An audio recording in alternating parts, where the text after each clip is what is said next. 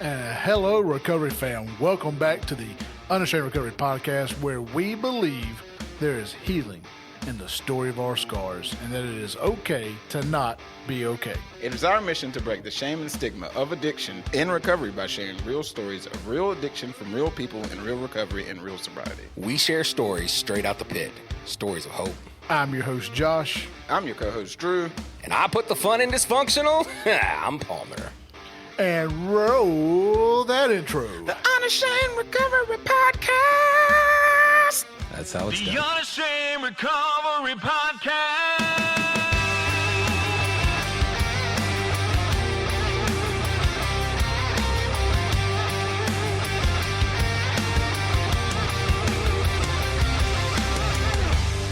The Unashamed Recovery Podcast with Josh, Drew, and Palmer starts now. What's up, recovery family, and welcome back to another episode of Unashamed Recovery Podcast, where we have hijacked the show from Josh. Sorry, Josh. We took it from you. Josh is, he's not here, so he doesn't get to control us like he usually does. So it's me, Drew, and Palmer. That's right. It's the Drew and Palmer Show. The Drew and Palmer Show. Wouldn't that be hilarious? We would. Just started our own little podcast without him. Be like, I introduced y'all. Anyway, this is episode 67, and today's title is what, Drew? Flesh versus Spirit. spirit. Flesh versus spirit. Now, it seems like a very interesting topic. It feels like maybe it's, I don't know, a personal topic there, Drew, because this is your topic. It's a little bit personal. A little bit personal. So, Well, in recovery, flesh versus spirit, like trying to figure out what we're trying to tell ourselves versus what God's trying to tell ourselves. Is that how I'm supposed to understand this? Yes, a little bit. All right. So, you ever get to that moment in life where you're having a hard time hearing God? And especially... You mean like now? Absolutely. Like now. Absolutely. The last couple of months for me being a recovering addict, 6 years of meth use. Well, 6 years of recovery, excuse me. Right. 20 plus years of meth use. Let me Right. get correct right there. That's right. I still sometimes battle with some of the things that I used to battle with when I was in addiction, as far as isolation, as far as anger, as far as unforgiveness, all those things. I still go to Celebrate Recovery for those things. Right. But at the same time, when you're trying to turn those things over, there becomes a little fight Right. within the self. Everybody talks about spiritual warfare. Yes, but that can happen within self too. It's not just spiritual warfare that we're dealing with. We're also dealing with flesh warfare. Yes, I mean, and I've heard somebody say it. I don't remember who it was, but I heard somebody say that, there's multiple voices in your head talking to you. Yeah. Sometimes it's you talking to you. Sometimes it's an evil entity talking to you that you've let in. Yep. Or is whispering to you in your ear, and sometimes it's God talking to you. And so we have to find a way to discern what's what. Right. And that's kind of what today is about, trying to figure out what is what. What voice are you listening to? Well, I know for the last few months that I've been listening to more, and I'm going to be real vulnerable here. I've been listening to flesh more so than I have spirit. You're not alone. Me too. Which has definitely caused a rift in a personal relationship of mine as well. Not going to get too personal there. Yeah. I don't want to dig in. Just due to the vulnerability of the other person. Right. And it's caused me to back away from a lot of people. It's caused me to start backing away from church. It started, backing away from Celebrate Recovery. I was a leader there. I started backing away from actually engaging with other people on a daily basis. And that is completely outside of the person that God called me to be. Right. And now, can I just stop and just say, like, if you're watching or listening to this and you're like, I backed away from this, sometimes it's okay to back away. Yeah. Sometimes you have to, step away and take care of yourself. So we're definitely not trying to say that if you're backed away from the responsibilities of always going to Celebrate Recovery or always going to AA or always going to NA or whatever the case may be, and, always, like, I'm always there when the church doors open. Right. That's not necessarily a bad thing from time to time, where you step back and you just focus on you and your family. Well, we're talking about where you're stepping back because you're letting there's your flesh personal talk to me. there's personal issues within self Right. going on. Right. But even Jesus took a step back. Right. Before he preached the Sermon on the Mount, if you remember, he went and took a nap, and he took a nap on the boat. He took a step back for a Right. minute. He wasn't, consistently Jesus. preaching Take a every nap. 5 minutes. Every moment that he had was a preaching moment. Don't get me Right. wrong, but he was still resting, in the storms and all that. Right. That's what I like about The Chosen. Like when I watch The Chosen, Yeah. I know it's theatrical and it's, they're not completely going by the Bible. They're having to make up some different dialogue from time to time and do story arcs and stuff like that. Right. But, what you're talking about, they did put in The Chosen where he's like, okay, everybody go home to your wives. Go home to your family, whether you have a wife or not. Go home to your family and relax, and we'll meet back up in a couple days. Right. So he would go out and be alone. Like he had to go and replenish himself. That's when, the devil tempted him as well. Right, It's right. in a moment where he was praying, he was alone. Right. And here comes the devil sneaking in. What's to say that's not happening to us today? I think it does. I think the devil and our flesh, the devil and or our flesh, really gets us when we're trying to have alone time with God. But what about, and it almost feels like a Q&A right now. Sorry about that. No, you're good. I like it. So the thing about it That's what is, happens with Josh in here. We'll do what we want. do you ever think about Adam and what happened in that situation, Adam and Eve, when they were in the Garden of Eden? Like, what do you mean? Okay. So, of course, we know that Eve was tempted. She ate the fruit. And then what happened? Well, then she gave it to Adam. And then what happened between... The fall of the earth is because of women. It's not because Sorry. of women. Don't do My that. bad. Do not do that. I'm just kidding. Just kidding. Don't cancel us. No. So what ended up happening was there was a great separation due to shame, but at the same time, Adam started thinking with flesh. Right. He started thinking within himself. Right. He started being ashamed of himself. He disconnected from God because he worried about self over what God wanted. He was thinking about flesh over spirit. Do you think that was, in a way, the right way to think, though? I mean, because he was responsible. Yeah, but at the same time, though, God never wants you to break fellowship. Well, that's true. No matter how irresponsible I you get have that, ever but been. do you kind of feel like, at first at least, he kind of had the right thought process? Like, But that's a fleshly thought process. That's true. You're right. My bad. Because, think about it. Natural man's intention is always to sin. Right. And that's why it's so easy for demonic things to creep in, because our natural ability to sin is like, it's like candy to what the demonic wants. Right. Think about what evil really is. What is evil really? Anything that is not of God, the darkness. What is darkness? It's the absence of light. Okay, so what is cold? It's the absence of heat. So what is evil? The absence of good. The absence of God. Well, that too. That's true. So think about it. If you're living within your flesh consistently, what are you living without? Living without God. So therefore, if you're living without God, it makes it so easy to start making all these decisions for self-gratification, Right. To get addicted to porn, to get addicted to drugs, and to start relapsing on some of these old thought processes and what we call old sin nature. Right. And I've been teetering, you know what I mean? Not been teetering on drug use, but teetering in such a way that I've been living almost in a lifestyle of an addict, where I'm living in fear, I'm living in shame, I'm living in guilt of things that don't even pertain to me. Right. I've been holding on to all this as extra baggage, but who's put it on me? You did. I did, because I've been living a life without God in it. Right. I've been living a life with my back so far turned to God and saying, oh, well, I don't really want to live in the Spirit today. I'm going to cuss this person out. Oh, I don't want to live in the Spirit today. I just want to fight with this person. Oh, I don't want to live in the Spirit today. I want to isolate. Right. Oh, I don't want to live in the Spirit today. I don't feel like forgiving this person. But for the most part, like, I don't think, and maybe I'm wrong, but I don't think we ever say to ourselves, oh, I don't want to live in the Spirit today.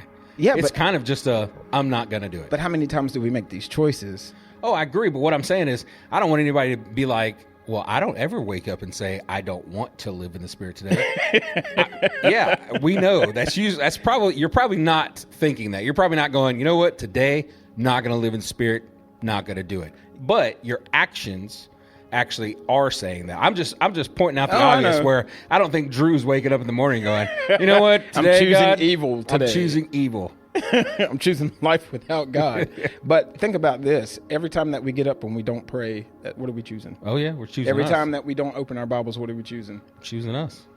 Every Choosing time. to be away from him. Exactly. You know, every time that we have that moment of separation from other people where we feel like, oh man, he's talking bad about me, and we're not choosing love, what are we choosing? Yeah, we're choosing us. So every time, I mean, that's the issue. That's what I've been facing, is the fact that I've been dealing with more flesh in my thought process than I've been dealing with more God in my thought process. Right. You know what I'm saying? And it's such a terrible way to live. Like it's actually hell on earth. Right. You know, it's purgatory in such a way, you know, and it's just one of those things that, man, and I know it's tough for some people. I know it's been tough for me, even here lately, because I've been really trying to break out of it. I've been really trying to like step forward towards where God wants me to be. But at the same time, you still feel those pulls of what the enemy wants. Right. You know, if you don't put on your armor, if you don't read your Bible, and if you don't really tie in to what God is speaking to you, and how do you hear that? You have to start dealing in the Spirit. Right. You got to take time to really get into the Word every day. You've got to take time to really say to yourself, like I was just joking about saying, you know, you probably don't wake up and say, I'm not going to live for the Spirit today, but you really do need to wake up every morning and say, I am going to put on my righteousness today. Yeah. I'm going to live in righteousness. Kelly Cage did a video about this, which I find hilarious that we're talking about it now. He literally just did a video the other day about this, where somebody had asked him, well, what does that actually look like? And he's like, it looks like you waking up every morning and saying, okay, God, this is not my life. This is your life. I'm going to put on your righteousness right now. Right. And I'm going to live today for you. He's like, and then 10 minutes later, when you screw up, you stop and you go, okay, God, I know I just screwed up, but I'm going to put back on my righteousness. He said, you might do it 1 billion times the first day. and maybe the next day you do it, you know, a million times. Right. You know, and then the next day you do it, you know, It's half a million down, times. The He's trickle like, down eventually you will wake up and say, okay, today I'm living for God. I'm putting on my righteousness, and it lasts all day long. Right. Now, you're never going to be perfect and stuff like that, but, you know, just being able to literally live in his righteousness, you know, all day long, every day is what we're striving for. And to be able to do that, and I'm so bad about this, to be able to do that, we really do need to start our day in prayer and in his word. Yeah. And I will say, I'll be completely vulnerable, man. Like I have a struggle within me of being able to just sit down and read the Bible and get in his word. You know, I'm like, okay, I wake up and now it's time to go. Yeah. And I do that quite often. And then finally I started really digging into devotionals. And the more that I dig into devotionals, the more that I can start to see that heart of forgiveness start to open up. My heart starts to break a little bit. That hardness that gets around your heart when you start living through resentments, because you're living in a way that is more fleshly, because you're dealing in human judgments at that point in time. You're not dealing in spiritual sensibility. Right. You know, it's more of human nature sensibility. And our human nature is to always do what the wrong thing is. And it sounds incredibly, you know, crazy, but it's not. Because we are literally born to do the wrong thing. Right. As crazy as it sounds, we're really born to worship God, but the devil has. We were supposed to be. Well, I mean, you got to think the fallen. I think you and Jennifer Miller were talking about it one time, and it was y'all were talking about the movie Nefarious. Yep. And that's true. I mean, you got to think how many series of yeses that were given to the enemy from such a little age all the way up until now, that we don't notice that we've been choosing to live in the flesh, and it's become second nature. Yeah, this is not a new thing. No, I mean, not at the all. Pharisees were doing the exact same thing back in the Bible days. Like, they had the law, and that's all they knew is the law. And that's why there was such a big stink about Jesus being the Son of God and the Messiah, is because they knew this and were not open to anything else. Right. But yeah, that Nefarious, look, I'm going to tell you right now. That's probably one of the best movies I've seen in a while, when it's talking about. But you got to be ready to watch that. Yeah. When it's talking about the enemy strategy, that part Yeah. where he's just saying that it's not even about the war with God at this point. Right. It's about separating you. It's about getting you to focus on what the flesh wants. And what the flesh desires is always contrary to what the Spirit of God wants. Right. Always. And a lot of this, like, this was part of the devil's plan. You know, God, I wish I should pull it up, but I just watched a YouTube video that was breaking down a video of Joe Rogan watching a prophecy from 1965, where it's like the preacher was saying, if I was the devil, this is what I would do.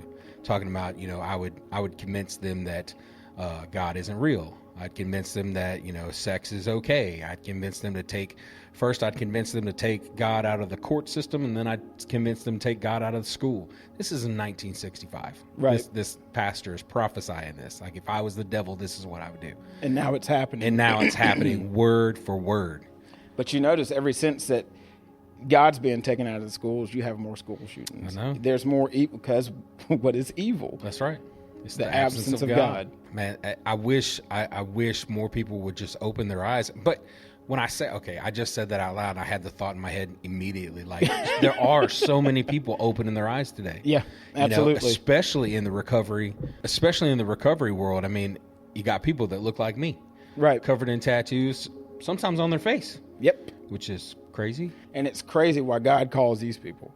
Because do you understand why most addicts are so devout Christians? Is due to the fact that they've allowed themselves to be overcome by one thing. Right. That God sees how submissive they can be. And so he pours in all his love into them. It's almost like trading one addiction for another. Absolutely. But it's the best addiction in the world. Right. It's, I mean, and that's what it is. It's like, you'll see, you know, so many people that were so far gone, you know, like our brothers of the black sheep, you know, so far gone. And then because they're used to giving their life to that, you know, Right. like you giving your life to meth. Once you found Jesus and saw what Jesus can do, it was easy to go, okay, well, I had already given my life to this way. Let me give my life to this way. I mean, it's almost like the addict mentality of, and I don't mean that in a bad way. I mean that in a good sense. Like, God knew you were going to be addicted to this, and we're going to get to this point where you had given your life to X, and now you're so far into God and giving your life to God that it's the new addiction. It's just the best addiction. Right. So what does it look like to live in the flesh to you? The mirror. That's what it looks like. I'm telling you, dude, we could not have picked a better time to have this conversation, because honestly, 100% honest and vulnerability is, I have struggled for weeks and weeks because I just have allowed myself. And basically the shift for me was a change in circumstance. Yeah. You know, I'll just say, like, you know, I went from working at home to being recalled and now working back at the plant. And for me, that was just such a shock to the system that I was like, you know, I fasted for 9 days asking God. And the only reason I only last 9 days is because he answered the Right. question on the 9th day. But I was asking, you know, God, is this where you want me to be? And I was not getting any answers. None. And I'm fasting and praying and reading and not getting any answers. On the 9th day, I clearly heard God say, you'll get your answer today. And I was like, all right. Boom. And I got the answer. Right. And I didn't like it. And so ever since, I've kind of been fighting back. Like, almost to a point of sabotage. Yeah. You know what I mean? Let's see if I can get fired because I don't want to be here. It's the rebellious spirit. You know what I mean? Like, I have the rebellious spirit. Like, me and Jennifer, we need to get back together and like re-cleanse me of that one, but as much as I hate it and as much as I'm fighting to get back to where I was before that, it's like, okay, this is just a season. Like, whether it's me at this job is just a season. And honestly, man, since I've had some tough conversations with upper management, I feel the tides are shifting where, like, yes, I have to go back to this plant, but I'm starting to feel a little bit more comfortable. Right. You know, and I think that's what God had intended all along. He's like, you know, my friends kept saying, and Grady will listen to this and he'll be like, I told you. But, you know, it's like God is saying, you know, like, I need you to be obedient. This is, yeah. So same for me. This has been a season where God is making me trust him. Right. It's not a question of, it is a, you better. Like, It's so easy to get up there and sing the song "Trust in God" and then, right. and then not trust in God. Well, I heard this crazy lyric the other day. It's like, I talk to God like a friend and I still doubt him. You know what I mean? And that happens on a daily basis. Right. Like, God, hey, I need you to take this, but at the same time, I don't trust you with this. Well, like, I saw a TikTok, and I've used this on stage before, but I saw this TikTok where this guy, it's the same guy, he's playing himself and God, but he walks through the door.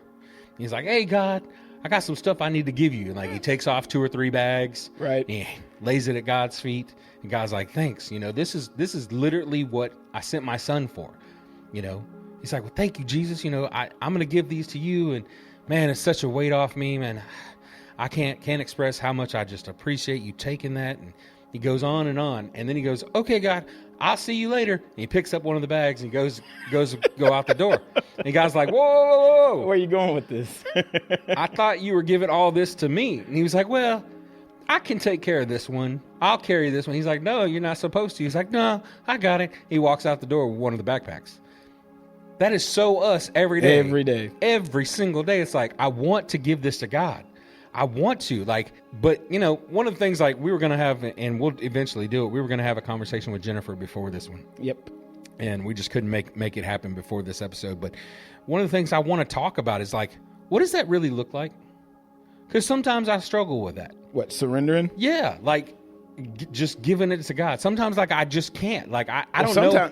What does it look like? The craziest part is like, I'll think that I'm giving it to him, and I have not given him one bit of it. Like nothing. I've talked to him about it. Right. You know, hey God, let's discuss what I'm going to give you. So, and I'm going to give you all my fleshly desires, the worldly desires that I have. I'm going to give you this. I'm going to give you my lack of trust. And okay, all right. And then we're the guy in the video. I'll see you tomorrow. and we'll have this same conversation. Jennifer put it as, you know, she's, and I've said this on stage too and used it. Jennifer's like, I'm the type of person where like God will be standing on this side of the mountain. Right. And Jennifer's like, I come to God. I'm like, okay, I'm ready to go with you. And he starts walking the right way. And she goes right back around the mountain. And he's like, okay, God's a gentleman, man. God will sit there and go, okay, I will still be here when you get back around. And then when I got back around, like, hey, God, I'm ready to go with you, and start back around the mountain the wrong way. And he's like, all right, I guess I'll sit here until you get back. God is such a gentleman in the fact that he allows us to make these decisions. You know, the fact that that's the free will part of it. Yeah, I mean, he knows we're going to screw it up. He's like, okay, make all your fleshly decisions, and as soon as you get back, wash those clean, and then we'll start in the spirit again. That's right. It's like, there's another TikTok guy that I watch that he's like, he plays God himself and the devil sometimes. Oh, Lord. But he's like, dude, it's awesome. But he's like, he'll go ask God for forgiveness. You're right. And then it'll show the guy's like, okay, I forgive you, and then he'll go back to him, and he's like, but you know, I need to. And God's like, what are you talking about? He's like, I just told you, you know, I'm asking for forgiveness for this. And he's like, I don't remember it. But that's how God is. Yeah. Like as soon as you ask God for forgiveness, he writes it off. He just completely writes it off. But we still live in shame from it because it's hard for us to forgive ourselves. This is probably why we still pick up the baggage that we carry. Right. It's because once again, living in flesh, you know, we forget that God wants it all.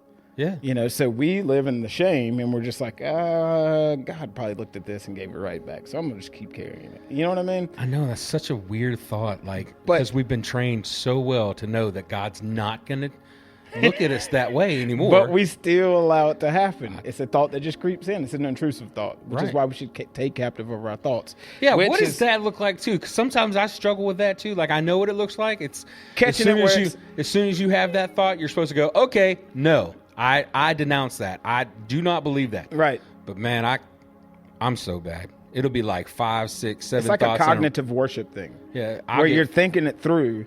I'll get and so then many you're just thoughts. like, oh, whoa, I got to give that to God. I'll get so many thoughts in the way, and I'm just like, Well, for me, it's the ADD brain. Yeah. I'll have the 1,500 thoughts. That's right. And then all of a sudden it stops, and I'm just like, okay, what was the first one? Right. You know? But I tell you what, God, you can have everything that just, I don't know, I can't But remember. he knows them all. We just talked about that. Yeah, he knows like, them all. I already. can't remember everything, so you're just gonna have to take all that. But to me, living in the flesh means that you're living with anxiety. Yeah. You're living with anger. You're living with unforgiveness. You're living with more fear, which goes back to anxiety, depression. You're living with abandonment issues, trust issues, all those things, because you're not giving over to the Spirit. You're not letting the Spirit, the Holy Spirit, live through you at that point in time. Right. Because the Holy Spirit does not give us a spirit of fear, but of power, love, and of sound mind. But what are the fruits of the Spirit? Love, joy, peace, forbearance, kindness, goodness, faithfulness, gentleness, and self-control. But all of these things go against everything that is within the flesh. Right. Because when we live within the flesh, we don't have any self-control. It's completely what I call the devil fun run. Right. You know, I mean, it's a 5K fun run. It's not fun for you, but it's fun for the person that's giving you these thoughts, or the enemy that's giving you these thoughts, or giving you this connotation that this is the way you should live your life. You know, or God's already ashamed of you. You should just do that anyway. Take it. It's yours. You know what I'm saying? Like, and it's even the thought of like, God will forgive you for that. So go ahead and do it. Right. God will forgive you. And what's the one that everybody's is such a catchphrase now? It's better to ask for forgiveness than Ask permission. for permission. Right. No. I don't know. That's still a fleshly thing to me. No. I mean, think about it. I'm so bad about that too. Right? God, I'm finna just do this. I ain't even finna ask you for permission. I mean, it is. I guess it is towards God, but it's usually not towards God. You know, it's like it's more like I'm gonna do this, and I'll ask. Time out. See, that was a fleshly statement because it's always against God. I know, but It's I don't mean always it that way. against God, and that's where I'm having to understand that all these things that I want to say, it's not against God. He's not going to care. You know, Right. It's completely against God. You know, the shame that I feel, completely against God. Right. The anger that I feel, the loneliness I feel, the abandonment I feel, the misunderstoodness that I feel, the resentment that I feel, that is completely against God. Right. But it's not against God. That's the tricky part, is because my flesh wants to tell me that it's not really against God, it's against this person. Right. But no, because even in the Bible it tells you, for those of you who have seen your brothers, who have surely seen me within your brothers and sisters, and if you hate them, then you hate me. Right. So it's against God. I don't know, God, I love you to death, but some of your children need a spanking. But it's not And really I am one of those But children. it's not really their children. But see, that's where forgiveness comes in. That's where compassion, empathy, long-suffering, kindness, and goodness come in. We're in that long suffering. Yeah, we're definitely in the long-suffering. But thinking about it, I mean, when we don't have the fruits of the Spirit, it's so hard to misunderstand what somebody else is going through, because we feel like, it's against me, because that we're automatically thinking within flesh. So therefore, it's a personal matter. It's not a spiritual matter. Right. Therefore, like the problems I'm going through in a personal relationship right now, it's a spiritual matter, but we've made it a personal one. And so therefore, us making it a personal one is built offense to offense. Yeah. And so, Offense. yeah, To a fence. there we go. Yeah. That's a great analogy, because it's true. But that's it's exactly just blocks on the wall. But that's exactly what's happened. But what breaks that down? God. Trumpets and Jericho. This is true. You got to march around it 7 times. Got to march around it. Nothing's happening on the first go. All right, let's do it again. Dude, Nothing's happening on the second go. Is that not the best analogy, though? Because we so want what we want when we want it, and we want what we want right now. But we're not willing to do what it takes sometimes. Yeah. And sometimes it takes 7 times. We want to sit back and say, God's going to do it. Yeah. What's and that? tap our foot and wait. What's that? But at the same time, though, aren't we supposed to go forth in love and in our patience? Yes. What's that old joke of the guy that the river is rising? He's sitting on top of his house, and he's like, God will save me. Oh, yeah. Guy on a boat comes by, he's like, hey, come on, let me take you. He's like, no, God's going to save you. Guy on a helicopter comes by, come on, let me take you. No, God's going to got save me. you. He drowns. He gets to heaven, he's like, God, why didn't you save me? I sent 2 people to save you. I sent you a boat and a helicopter, homie. And you just chilled. Yeah, you're just like, God's going to save me. I did. It's never going to look like what we expect it to look like because we're looking with flesh eyes, not spirit eyes. Ain't that the truth? So that's why it's never going to look like what we want it to look like because we're looking with flesh eyes instead of spirit eyes. When we start looking within the spirit, all of a sudden we feel like we have the gift of what? Discernment. Right. And sometimes but the whole time, we don't. no, we really don't. We're just finally seeing with what the Spirit wants us to see. Right. We're finally hearing God because we're starting to live within the Spirit at that point in time. So God can actually get closer to you because that fence that we've built, not only between you and another person, because what did I say just a minute ago? It's against God. That fence starts to come down a little bit, and you can start to see over it just a touch. And then the more we start living in the Spirit, the more that fence comes down. Because we're not living in resentment. We're not living in fear. We're not living in anxiety. We're not living with a heart that's black and hard, you know? We're starting to live with a softer heart where it's forgiveness and love and compassion and empathy. Right. You know? Well, I hate to always use Kelly's analogy, but like I learned a lot from him. And one of his analogies is, like when we're Christians, we're underneath his umbrella. Right. When we decide to sin, we get further away from that umbrella. And so now the world can attack us more because we're out from that umbrella. When we're trying our best to not live in sin, we stay up underneath that umbrella and God protects us more and more. Right. And I think that's a lot of, what I'm going through, maybe you're going through as well. Like, because we're living so much of our out of our flesh, we've moved out from under that umbrella, and now it's raining and we're getting wet. We're like, God, why are we getting wet? Why aren't you covering me Yeah, anymore? you're supposed to be covering me. And he's like, He never moved. You decided to go over there. We're You'll the just ones come who back. decided to step out and say, okay, but that looks good. Yeah. Even Daniel knew better before he was even about to be put in the lion's den. If you remember, what do they call it? The Daniel fast. Why do they call it the Daniel fast? Because he's the one that did it. Well, no, because he was, yes, because he was the one that did it. But it was the world brought everything to him that looked great. Right. Sweets, candies, all the great fruits. No, that wasn't what Daniel wanted. Daniel wanted exactly what the Spirit told him to have. Right. And he lived by that. And what was he saved from? The lion's mouth. Right. You know what I'm saying? Like, yeah, he just said, I'm going to be obedient. But you got so many people who are like, I don't see the miracles happening. How obedient are you being? How much in the flesh are you living to not see the miracle? It's happening all around us every day. Us waking up and having the breath in our body is a miracle in itself. Right. But we only realize that when we live in the Spirit, because we realize how much of a gift this life is. Right. But when we live in the flesh, we feel like we're owed everything. Right. The entitlement. Who had the entitlement in heaven? And where is he at now? I sometimes remember that saying of Lucifer convinced a third of the angels to leave with him. If he can do that to people that were actually in the presence of God, in the throne room of God, what can he do to you? A lot. It's a lot easier for him to do it to you. So like when you get out of that word, when you get out of that relationship, that daily relationship, like, look, just because, let's use a marriage as an example, just because, I cuddle with my wife once a month, once every couple of months, doesn't mean we're divorced. Right. We're still in a relationship, but we're not being as intimate as we could be. Or supposed to be. Right. And so that's what God's trying to say. Like, if you're not being as intimate with me in a relationship, things are going to go wrong.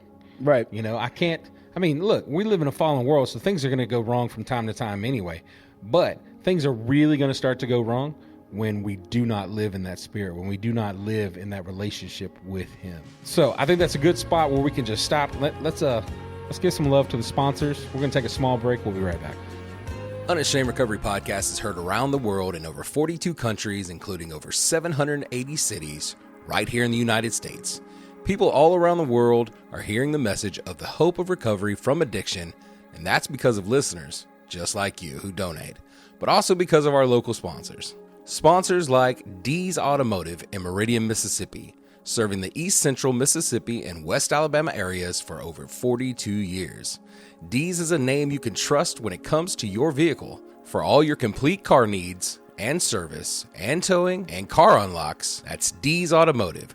Go by and see Miss Jeannie, Mike, and the boys at 5024 Poplar Springs Drive. That's 5024 Poplar Springs Drive in Meridian, Mississippi, or give them a call at 601-482-1800. That's 601-482-1800.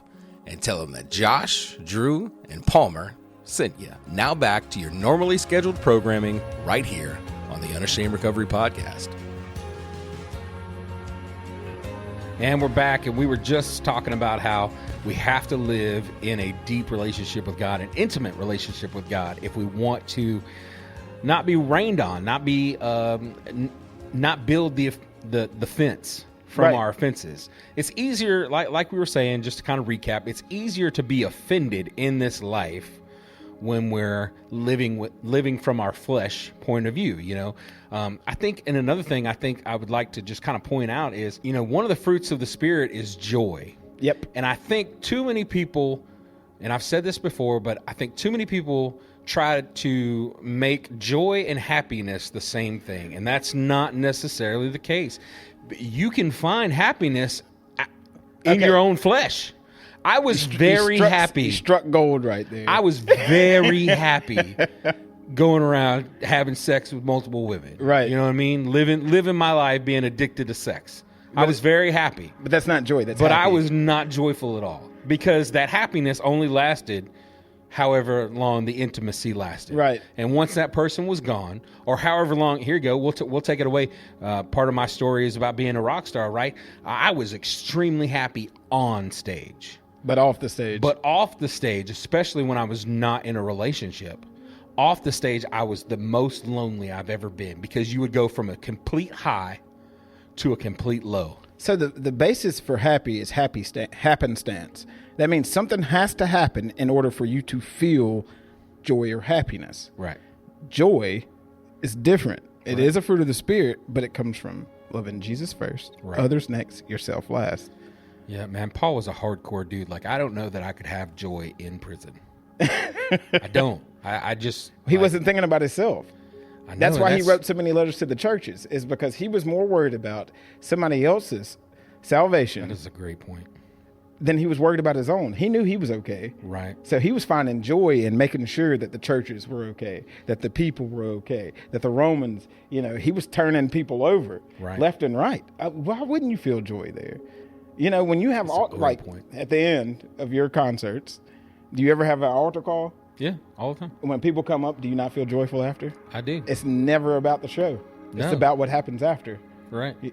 Like, we want, you know... So it wasn't about him being in prison. It was about what was happening while he was in there. That is a great point. Like, okay, so I just heard kind of the thought, and I've known this, you know, since I've been a Christian, but I want to stress it now in this episode. Like, okay, if you're going through that anxiety, if you're going through that pain, that dark place, that, and I need to, I'm talking to myself here, but like, y'all can listen to. Okay, Palmer, you're going through this tough time. You're going through this thing. Not only do you need to get back in your word daily, not only do you need to start praying daily and talk to him all day long, but start praying for somebody else. Start praying for other people to get the things that you want. Like, man, I'd really like a bigger house because I've got, you know, 3 kids and my 2 daughters live in one room. Right. And I mean, look, it's not horrible. People have it so much worse. But like, I want a bigger house. Maybe I should be praying somebody else gets a bigger house. You know what I mean? Or, you know, somebody else gets that car that they need because they have a bicycle. You know what I mean? Or somebody else. Look, I'm starting to re-love my job here in the last few days. Right. But, you know, somebody else would love to have a job. They're looking for a job. You know, and you know these people. These people are in your church. They're in your CR. But that's where gratitude comes in the big play. You know, that's why a daily gratitude list is really, really important. Right, but sometimes that's hard. And so what I'm trying to say is, like, instead of saying, you know, thank you, God, for what you've done for me, God, start praying for somebody else. Right. You know, it's like, if you know somebody that is struggling with anxiety, if you know somebody that's struggling with depression, you know, even if you're struggling with the same thing you know that person is struggling with, like, if I know that I'm depressed, but I know Drew is depressed, instead of focusing on, God, will you take care of my depression? Start praying for, God, will you take care of Drew's depression? Father, wrap him up in your arms. Well, that starts to build the character of compassion. Right. That starts to build that character of kindness. But that'll get you your joy too, because that's what Paul was doing. Because you're putting other people ahead of yourself. Right. You know, you're putting Jesus That's at living the front in the of it. Spirit. Right. Like even living in your flesh, you're putting yourself before everybody. Right. That's why it feels so tough. That's why it feels so bad. Or you're putting your family, your friends in front of God as well. Right. It's not just you. Well, then because I think as fathers, sometimes But when you do that, though, doesn't that become idolatry? Right. That's what I'm saying. I think sometimes as fathers, we tend to put our kids or our wife above God. This is true. And we try to spend more time with our kids. We try to spend more time with our wife than we spend time with God. And so I don't want to just focus on us, because some people out there could be like, man, I don't focus on me. I focus on my wife and my kids. I am putting people before me. Yes, but are you putting God before them? God has to be at the center. If God's not at the center, it's sure to shift and it's going to fail. Right. God is sure to shift. I thought there was a bad word in there. Shift, like a house on stilts. Sorry. It's going to shift. You said it so quickly. I was like, Drew, we're in a church, man. You can't say that on the air. That would be me completely in the flesh at that point in time. Old sin nature just riding in there, and we're just kicking right in. All right, so I know you got a Bible verse for this episode, so go ahead and give me that verse. So Galatians 5:16. So I say, walk by the Spirit, and you will not gratify the desires of the flesh. And goes into 17, for the flesh desires what is contrary to the Spirit, and the Spirit is contrary to the flesh. They are in conflict with each other, so that you are not to do whatever you want, but you have to do what God wants. Yeah. Galatians 5, verse 16 to 17. That's powerful. That's deep. Yeah. And I think sometimes, like, we tend to take some verses out of context, but I think that one's right on the money. Yeah. Absolutely. I think that was right on the because money. I mean, if the more that we do whatever I'm going to do whatever I want, right. YOLO. It's my life. How much are we failing God at that point in time? Right. How much are we just saying, yeah, well, you know what, God, it's the only life I got. But that is so not true. No, it's not. Like I know it's hard for us to understand this, and I'm talking to me too. I know it's hard for us to understand this, but the next life is forever. And we're not angelic people. We were meant for earth, and heaven will come to earth, and heaven will be on earth at some point. And so we will get to live, quote unquote, this life again. Yep. You know, I believe that we will still be able to have adventures. We'll still be able to have fellowship. We'll still be able to, if you like to rock climb, you'll be able to do that in heaven. If you like to kayak, you'll be able to do that in heaven. Right. It's not going to be just standing around the throne worshiping, although that's awesome too, but we are not angelic beings. We're human beings, and we were meant for earth. We were Which never is why meant he for said heaven. he was going to create a new earth. Right. We were never meant for heaven. We were never meant for hell. No. And so I believe that we are so focused on this small life. Think about it. If you get 100 years out of this life, it feels like a lifetime. But think about it. Like, I turned 42 on the 23rd of this month. It's like 42 feels like should be a big number, but it feels not. like just yesterday I was 12. Yeah. I was 15. I was 21. I was 30. I mean, it feels like just yesterday, right? And so what we need to understand is this life is so short compared to what we think it is. Right. The next life is forever. And so if we would focus on doing this life the very best that we can, you know, because we're never going to be perfect, but if we would focus on this life, doing the very best that we can, the next life is going to be so much better. Yep. You know, it's not just going to be us praising God all the time. I believe that when heaven comes to earth and there's a new earth and a new heaven on earth, that we'll still be able to experience. It'll just be like the Garden of Eden, you know, where we do fellowship with God, but at the same time we do live life, you know. Except this time we'll have clothes on, I hope. I'm just saying, nobody wants to see this man naked. Nobody. There's not a fig leaf big enough.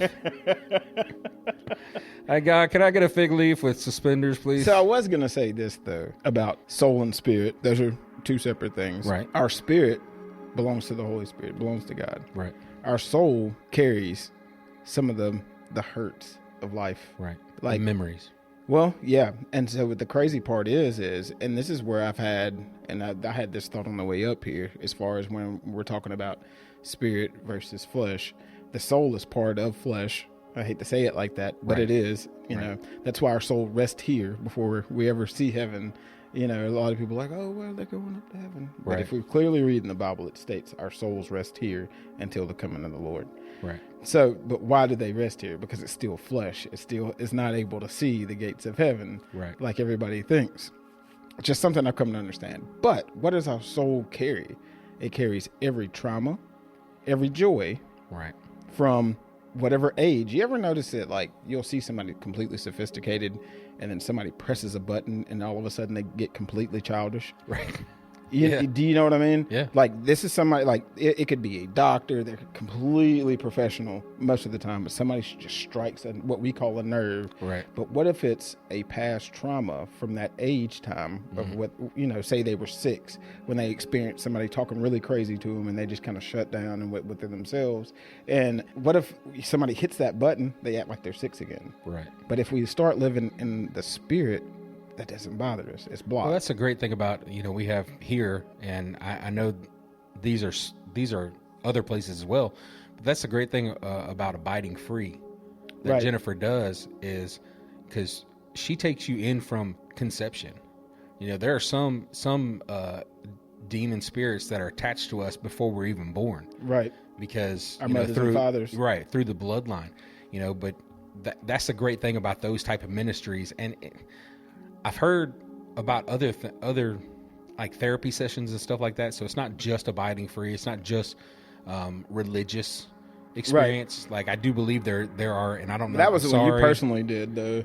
Yeah, was abiding free. Right. That's what I did. But I'm just saying, I know that there are other programs out there with regular therapists that will take you into your childhood and try to cleanse that childhood. Like in abiding free, the only thing I can in abiding free, you know, Jennifer would say things like, you know, get a picture of, you know, when you were at your, you know, the first bad trauma memory that you have. Get a picture of that, right? And so you kind of go back to that spot. Mm-hmm. And then, you know, she's like, okay, where's Jesus in this? Where's God in this? You know, stuff like that. And then once you can kind of take that memory and, you know, for me, it was a God thing, but I know there's, like I said, there's other people that are just secular therapists that do the same thing, but it's basically taking that old trauma and finding a way to kind of not erase it, but make a different viewpoint of it. And so therefore, when somebody does touch that nerve, it's no longer that 6-year-old coming out, because you've kind of healed that. You're at the it's age, an inner healing. You're at an age of maturity to where you can actually see it from right. You've gone in and done the healing. That's what the word I'm looking for. You're doing inner healing, whether it's abiding free, whether it's a Christian religious, you know, experience or not. It's still inner healing. I mean, people like Aaron Rodgers. If you know me, I'm a Packer, and so Aaron Rodgers, you know, he's not with us anymore. But Aaron Rodgers, he believes in things like Scientology, isn't it? No. He believes in things like ayahuasca, like going in and I think he does it every year. Oh yeah, okay, I know what you're talking and about. And so for him, that's the inner healing. It's more of a psychedelic experience, right? And people like him believe that if you go into that psychedelic, that it's not actually things that are coming out of your brain, but you're actually entering into another realm. That's what they believe. I can't say one way or the other, but either way, it's an inner healing for those people. And so that's what I'm talking about. I'm not saying go out and do psychedelics. I'm not saying go out and do ayahuasca. I'm just saying there's if you're listening to this and you're not a believer, there are other ways to do inner healing. You just need to, like, I would seriously look into whatever it is, inner healing for you, because until you heal the inner self, it's always going to bleed out on something else. Right. Every time somebody hits that button, you're going to revert back to that trauma response. Right. You have to heal. You have to heal that. Yeah. One way or the other. We would prefer you do it with God, but either way, you got to heal it. Otherwise, you're going to keep going back to that. And it's going to be the same pattern of lifestyle over and over and over. Welcome to the carousel. Yeah, a true what'd you call it? Purgatory. True purgatory. That's what it is. That's what it becomes. Yeah. I can't. I don't know where I'd be right now without inner healing. You know what I mean? Like, I had already started getting to a point where I was not angry anymore, or as bad. I was not flying off the handle as bad when things would not go my way. Right. But after doing inner healing with Abiding Free, man, like it's a complete reset. That's what it was for me, a complete reset. I need to get with Jennifer. I know. We could have done an on-air Abiding Free right here. Oh, that would have been awesome. No, I'm just kidding. She won't do that. Oh, that would still have been awesome. Wouldn't it? Though? Yeah, I mean, just record the whole thing. Honestly, I asked when I walked into Abiding Free, I was like, "All right, I'm here for my therapy session." No. What is it when you're exorcism? Exorcism. Oh my gosh. I was like, "I'm in here for my exorcism." And she's like, "Lord Jesus, help this this not This an is not an exorcism." exorcism." I was like, "Oh well, I don't know nothing about this." So, but yeah, we definitely, going back to what we said as we were coming out of the break, we definitely have to get to a point to where we realize that joy is not happiness. No. Life can make you happy, but it's not joyful. Yeah, you have to get your to flesh a point can make to where you living in the spirit. Right, your flesh can make you happy, but it can't make you joyful. Absolutely. Living close to God is what will give you joy. And going back to repeating myself, I want our listeners to really consider focusing your energy when you're in a bad spot, focusing your energy on somebody else. Yep. Just like Paul did. I mean, I never thought about that he probably stayed joyful, like you said, because he was continuing writing to these churches. Absolutely. That were whining about what was going on in their church. And he's all like, dude, I'm in prison. But here, let me help you. Let me give you some more insight. Yeah. Because, I mean, wouldn't you be so willing to, if you've had that much God insight? Right. God was just speaking through you, talking to you. And, well, if you've had that, the physical experience that Saul to Paul. Right. Like, what else? Like, I mean, there's some times where I'm so jealous. Absolutely. You know what I mean? Absolutely. And what does the Bible say? The ones that are that have not seen but still have faith, they're like, it's better. I'm paraphrasing obviously, but God, I wish I could remember exactly what that verse says. But there's a verse that says, like, basically those that have not seen but still have faith, those are, truly believers. Yeah, true believers. Like, it's easy to see. Like, I know that microphone's there because I could see it. Exactly. But then to still have, faith in something that, like, I'd be talking. There's no microphone here. Right. But I still hear my voice amplified. Right. I'd be like, whoa, am I going crazy? Yeah. You know what I mean? Yes. And so that's why a lot of times, when we do see the miracles, when we are living within the Spirit, we see the miracles happen, we've started to feel like maybe I'm living a little crazy life here. But It's not craziness. It's just that your eyes are finally unveiled at that point. I was about to say, you got to take the blinders off. Yeah. There's plenty of times where we're looking at a miracle and we don't understand it. Refuse to understand it. Yeah. Our flesh is going, nah, that's just today. Or we doubt it because we don't understand it. Yeah, that's good too. There's so many people, like, I'm not putting anybody on blast, my uncle. But there's people out there that post on Facebook and they're all like, have you ever seen any miracles outside the church or people speaking in tongues outside the church? No, Yes. No, you don't. And the reason is because those things don't exist anymore. And I'm like, I've been to Cuba. I've seen lots of things outside the church. Right. In fact, saw a kid get an arch in his foot because we prayed for it. And it was in a quote-unquote church, but it was in somebody's house. Right. That they were having church service. Oh, wow. Okay, this kid walks in, he's got no arch to his feet. He's completely flat-footed, and it's causing so much pain on his feet and his ankles. I mean, Jesus' greatest miracles were never done in the church. Yeah. None of them. Even the final The most one. tongues I've ever heard spoke were not in a church. Like, step outside your comfort zone and go somewhere else. Yeah. Here in America, it's easy to say, I we're go not to seeing any church. miracles outside the church. I'm spiritual. I go to church every Sunday. And I believe most of these people are believers. They do walk with Christ. Yeah. It's just they're not. What we need to understand is there's levels to heaven as well. And, Kelly Kay has taught me so much, but like he said, it's one thing to get a ticket and go into Disney World, and all you can do is stand there at the front and look at where the there's all shops. of everything. And then, I want to be able to go in and ride the rides. I want everything heaven has to give I don't know. me. I get motion sickness. Well, then you don't need to ride the rides. We're gonna pray that when you get to heaven and there's roller coasters, that you won't have that motion sickness. So me and you will be There is riding no roller sickness coasters. in heaven. Exactly. So we're gonna be riding roller coasters. Oh man. Me and you, buddy. Yeah. Not Arms Josh. up. We're leaving him out. Well, you see, I'm done. Josh is gonna fire us both for this. We did this episode without him. Who says we can't do more? He can't fire us. Right. We'll just start our own. Palmer and Drew. Drew and Palmer. Drew and Palmer. The show. Drew and Palmer Show. That sounds better. The Drew and Palmer Show. Yeah, we're fired. Or Josh is fired. One of the two. Well, all right, recovery fam. I just to recap. Yeah. Let's just talk about, just remember, man, whenever you're feeling like you don't hear God, you have to ask yourself, am I living within the flesh or am I living in the spirit at that point? Am I listening? Am I listening? Because if you're living in your flesh, you're not listening. At all. When we're truly living in the spirit, when we're truly in our word and truly talking to God, and then we are listening. Yep. It's like I said, like I went 9 days fasting and kept asking the same question over and over and over and over and over again for 9 days. And it was like, God, I need an answer. And I heard nothing. Now, I'm sure he was talking the whole time. Right. But because I was so focused on that one thing, as soon as I was like, okay, fine. Like, I ain't got no food. All I'm doing is drinking water.